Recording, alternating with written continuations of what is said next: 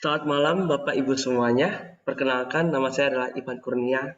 Hari ini saya akan menjelaskan mengenai isu dan masalah dalam analisis kebijakan pendidikan. Nah, khusus hari ini saya akan menjelaskan mengenai tentang fase dan metode penstrukturan masalah kebijakan dalam pendidikan. Jadi kalau kita mengetahui bahwa di dalam analisis kebijakan pendidikan itu, penstrukturan itu adalah masalah yang penting, yang prioritas untuk mengatasi permasalahan pendidikan yang ada. Makanya itu perlu dilakukan penstrukturan masalah agar bisa untuk menemukan bagaimana solusinya untuk mencari metode-metode agar bisa menyelesaikan suatu masalah. Contohnya seperti misalnya kita adalah seorang dokter. Jika misalnya kita seorang dokter, kita harus menganalisis dulu. Kita harus mengetahui dulu apakah yang terjadi, penyakit apa yang terjadi dalam pasien kita. Kalau misalnya kita memberikan sembarangan obat, yang terjadi adalah pasien kita mungkin akan tambah parah. Makanya itu perlunya kita untuk mengetahui di mana penstrukturan masalah agar jangan sampai kita pada saat menyelesaikan mencari solusi di dalam masalah tersebut menjadi tidak maksimal. Makanya itu di dalam fase penstrukturan masalah itu terbagi menjadi 4. Yang pertama yaitu adalah penginderaan masalah. Yang kedua adalah pencarian masalah. Yang ketiga adalah pendefinisian masalah. Yang keempat adalah pengkhususan masalah. Agar lebih jelas lagi, saya akan memberikan satu gambar di mana di dalam ini adalah tahapan-tahapan di dalam proses untuk perumusan masalah. Nah, yang pertama tentu kita harus terlebih dahulu untuk mencari dulu masalahnya ternyata di mana. Jadi kalau masalah tersebut kita sudah cari, maka dari kumpulan-kumpulan masalah tersebut dia akan membentuk namanya meta problem. Meta problem, tapi tentu saja masalah-masalah tersebut karena kita temukan, tapi belum terstruktur. Maka harus ada namanya pendefinisian masalah agar kita bisa mendefinisikan itu masalahnya secara substansi. Jadi pendefinisian masalah itu dibagi menjadi 4. Pendefinisian secara ekonomi, sosial budaya, politik, dan juga lain-lain. Nah, setelah kita sudah mendefinisikan setiap masalah agar lebih spesifik, maka kita harus melakukan namanya spesifikasi masalah agar kita bisa mengetahui apakah masalah itu bisa ditangani atau tidak. Makanya itu masalah substansi itu yang segera akan ditangani sesuai dengan kemampuan pemerintah agar bisa dikendalikan masalah tersebut. Ya, jadi dengan demikian selanjutnya saya akan menjelaskan mengenai metode-metode di dalam penstrukturan masalah. Yang pertama itu adalah boundary analysis. Apakah itu boundary analysis? Analisis boundary adalah yang dimaksudkan untuk mengestimasikan batas-batas meta problem. Apalagi itu. Jadi dengan analisis boundary analisis ini bisa menganggap masalah yang sudah terstrukturalkan itu kemudian dikaji apakah masalah tersebut itu telah lengkap atau tidak. Jadi di dalam boundary analisis itu dapat dilakukan dengan 3 langkah. Langkah yang pertama yaitu kita harus menentukan dulu sampel jenuhnya, yaitu untuk mencari stakeholder atau pemangku kepentingan untuk melihat masalah pendidikan itu bisa melalui tatap muka atau mau lebih efektif lagi melalui telepon.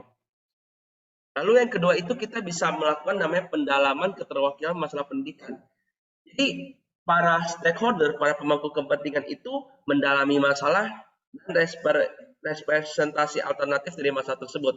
Hal itu bisa dilakukan dengan caranya dengan wawancara, telepon, atau usulan dari stakeholder lainnya, atau usulan dari pemangku kepentingan lainnya.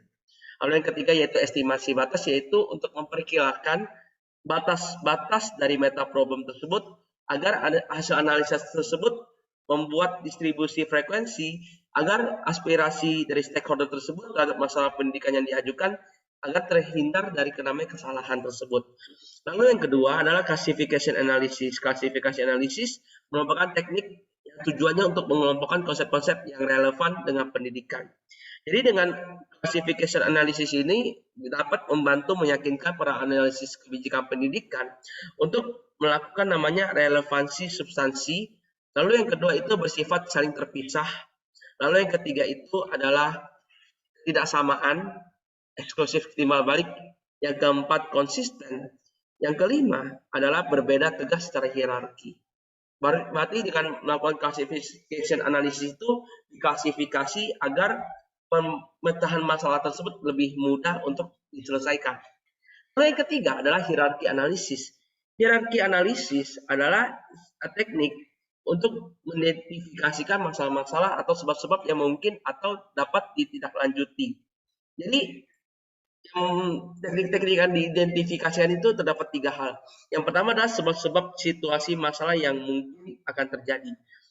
Ya, walaupun terpisah jauh, namun bisa saja memberikan kontribusi yang mungkin awalnya kita merasa kayaknya masalah ini kayaknya tidak terlalu terpengaruh. Ya, tetapi mungkin saja karena masalah-masalah tersebut tidak terpengaruh, mungkin saja bisa menjadi satu hambatan. Bisa jadi satu hambatan terhadap pengambilan satu keputusan. Lalu yang kedua itu adalah sebab-sebab yang akan datang. Apa yang kira-kira kita bisa analisis, kita bisa untuk memprediksi kira-kira masalah apa yang akan terjadi. Lalu yang ketiga itu adalah untuk sebab yang bisa ditindaklanjuti, yang bisa dikontrol atau dimanipulasi. Nah, dimanipulasi oleh pengambil kebijakan. Lalu yang selanjutnya itu adalah sinetics. Sinetics itu adalah metode untuk mengetahui kesamaan dalam masalah. Itu jika kita tahu jangan sampai masalah-masalah tersebut karena sama akhirnya membuat kita mencari cara atau kita membuang-buang waktu untuk mengatasi suatu masalah padahal masalahnya itu adalah masalah yang sama. Jadi di dalam 4 jenis analogi tersebut ada analoginya itu secara personal, analogi secara langsung, analogi secara simbolis, ada analogi secara fantasi. Analogi personal itu adalah kita yang sendiri mempersonalkan, kita yang terjun langsung, kita yang merasa empati.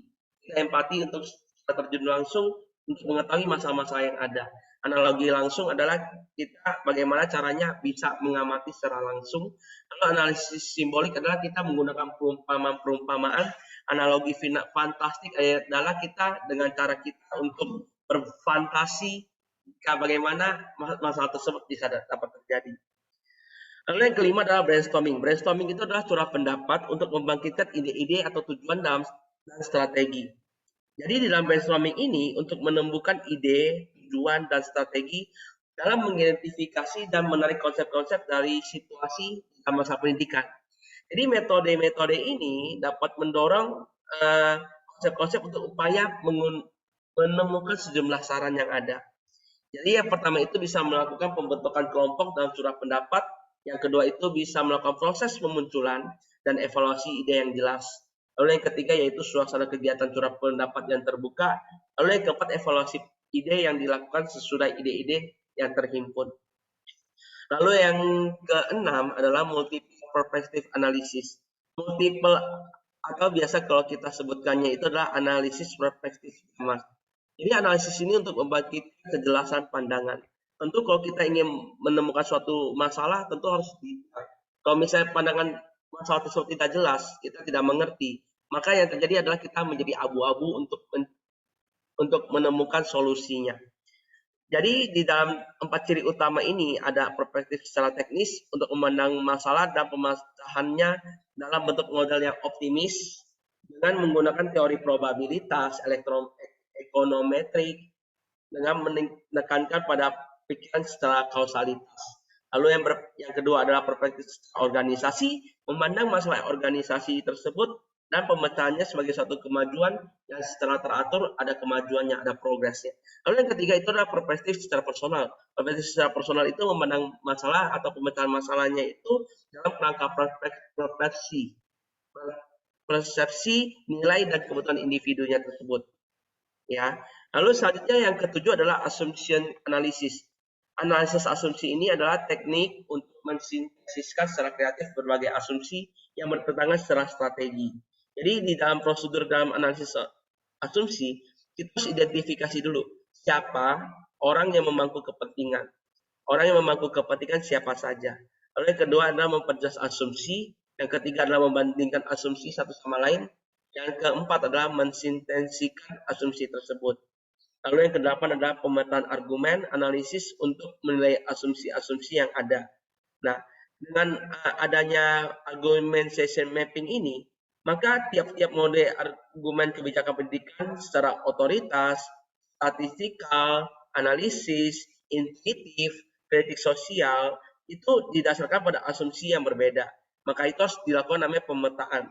Agar untuk menilai asumsi dan salah satu tekniknya membuat grafik agar menggambarkan kepentingan unsur-unsur argumen kebijakan sehingga dapat tergambar mana yang asumsi yang kuat, mana yang asumsi yang lemah.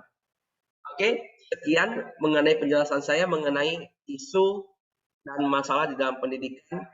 Nah, makanya itu di dalam fase dan metode perstrukturan masalah pendidikan perlu dikaji lebih dalam lagi.